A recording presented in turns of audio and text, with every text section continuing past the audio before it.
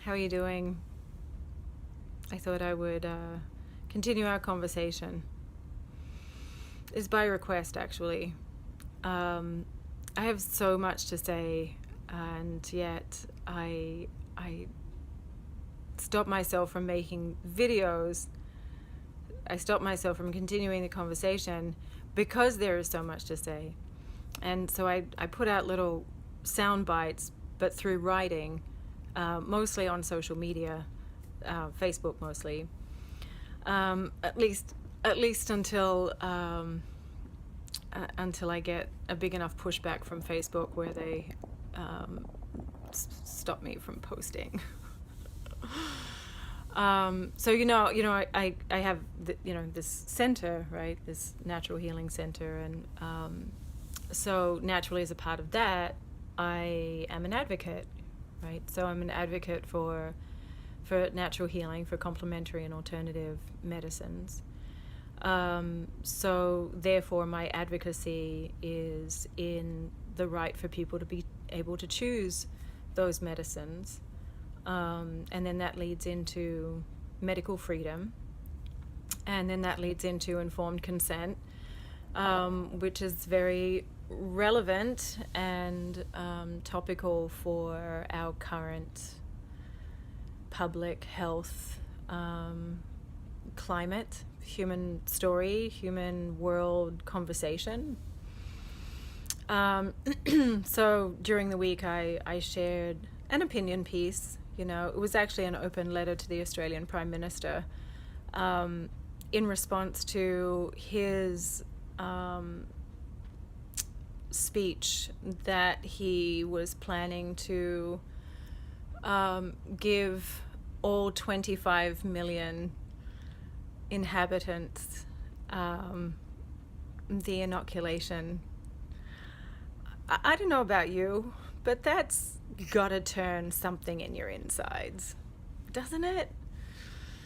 I'm a history student at university. I was studying the German Jewish experience under sociology, I believe, and so while it's not part of my genetic history, it's in my human cellular memory, and so it has a little bit of that kind of espousing has a fanatical kind of tinge to it, and just reminds me of that. So anyway, I wrote a little opinion piece and an open letter to the Prime Minister, and then I got a warning from the Facebook gods.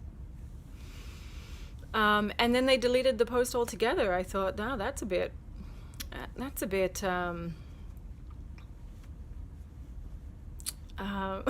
sorry, I'm being mindful because I know I'm going to get into trouble. Hilarious.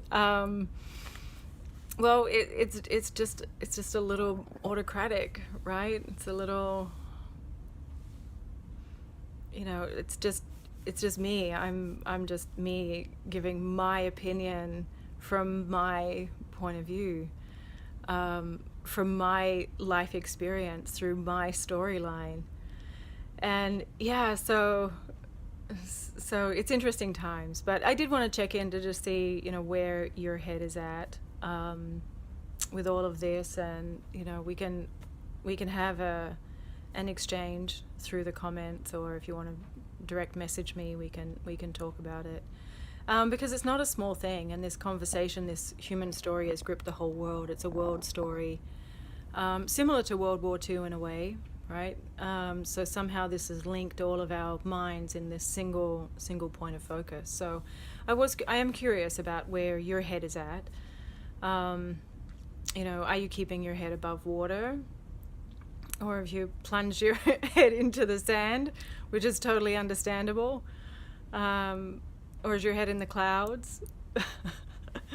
So where's your focus? Where's your attention? Because we know that, where your attention goes, energy flows, and where your energy flows, your biology goes, right? So to just piggyback off my last conversation, we want to really be vigilant to where our energy is going. So that means that we need to be vigilant to where our attention is going.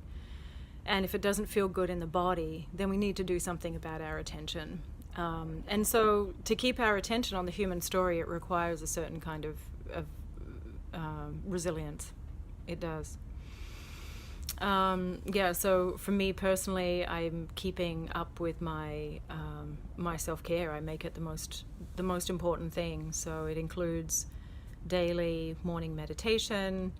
I do the 5 Tibetan rites along with another Tibetan yoga routine called Lujong, and I make it my job to hydrate well and eat really good foods, to nurture my relationships with my friends and my community, to keep in touch with my family who are all in Australia. Hence my comment to the Australian Prime Minister. I still call Australia home. I've got 2 homes, I cheat on both of you.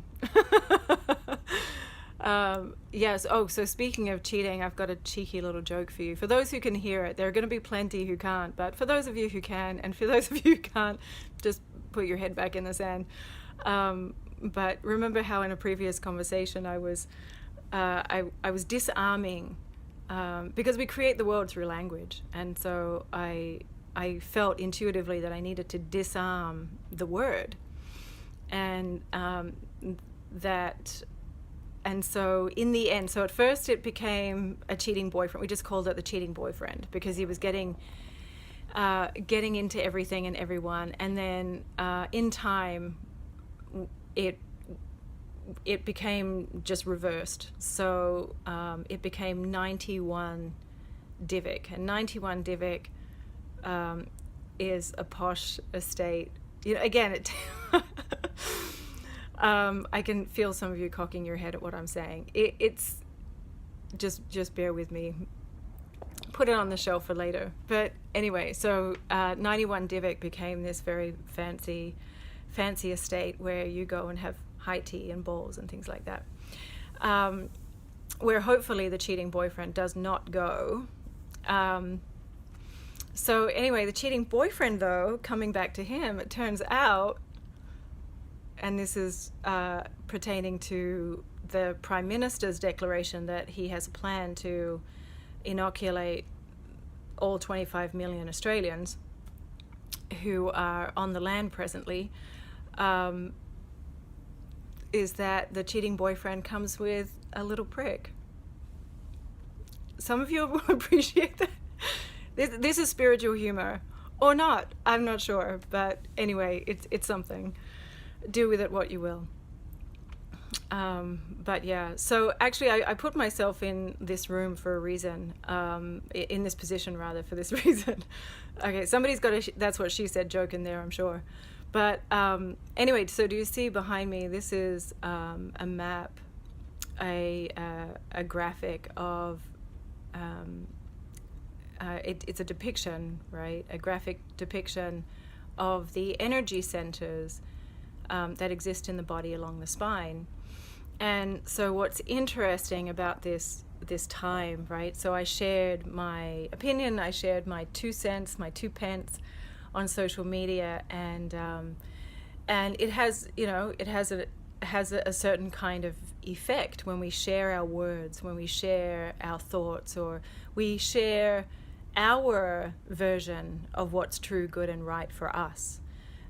It might bump up, it might knock against somebody else's idea of what's true, good, and right for them based on their worldview, based on, what they're believing. And so it's interesting because what the ego does is that it attacks, right? So and it will attack depending on its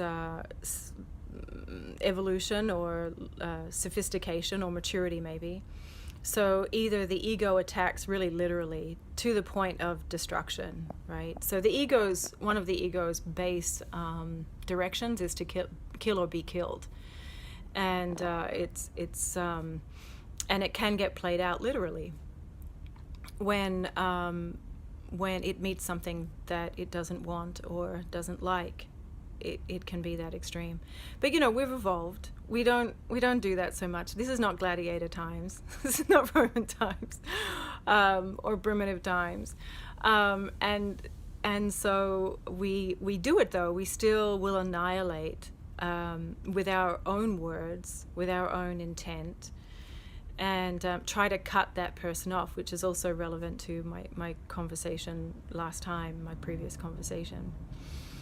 And so remember how I said that, actually deep down though, that's not what we want. We don't really want to annihilate the other person. We really just want to be at peace with what is.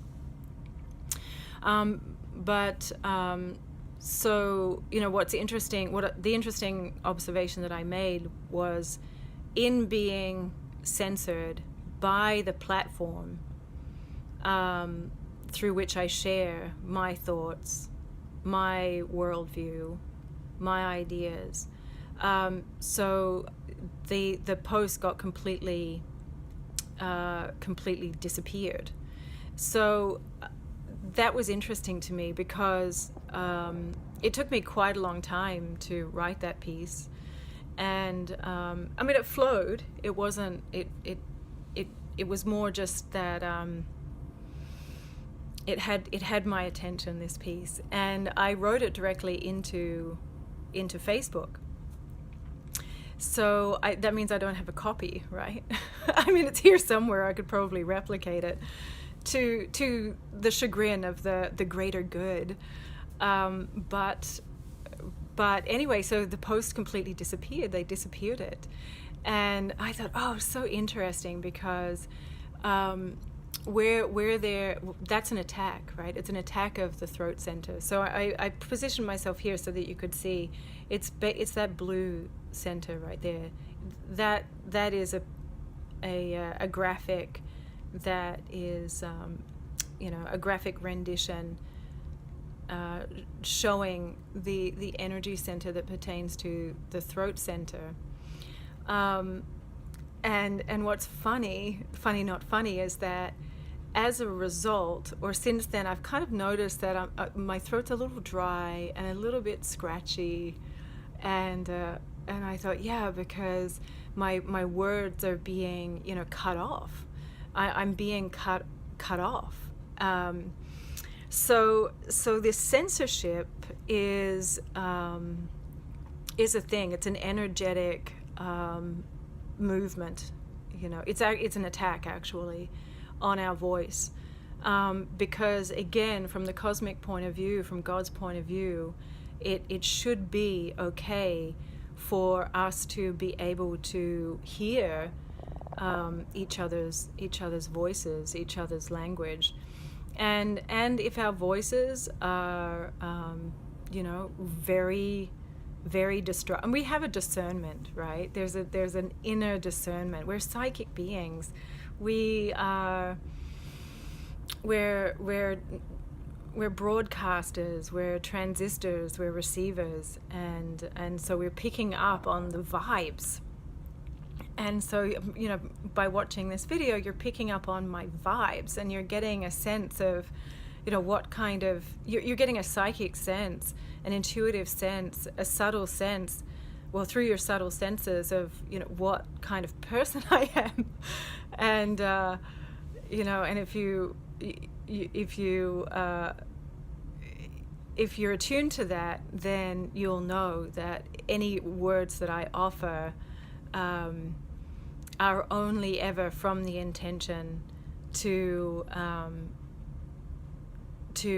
for expansion, to expand consciousness, to expand the mind, to expand the heart, to bring society, to bring the human story closer in alignment with their true inherent nature. And so for me, in my direct experience and in my life story, because I've received so many miracles, medical miracles, that I know that the answer isn't in, this particular, therapy, this particular gene therapy that is being renamed as the other word for inoculation. It just isn't. So as convincing as it is, through the spell casting of the newscasters and the political leaders, the medical establishment, through through the established media sources that that's the only way. It just isn't. There are many ways. There are many ways. So actually, I'm thinking about putting on,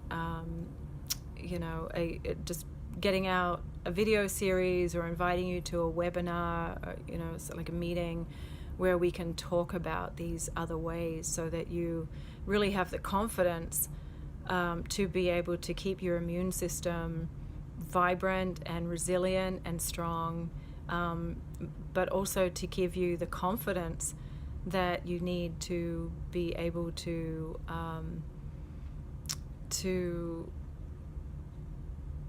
ride the wave of this story, to get to the other side of it. I think we have some turbulence to navigate. I think we're still got a ways to go in the storm, but it's okay.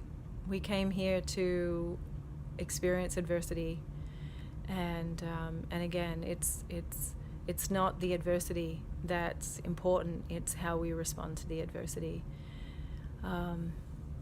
So I think I'll finish it here at 16 minutes.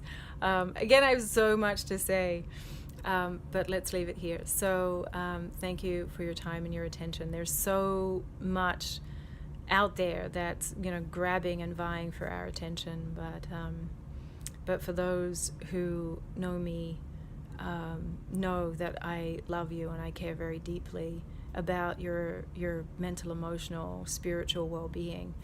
And so I just want to remind you before we go that even if it's confusing and even if it's unwanted, undesired, somehow everything is in perfect order.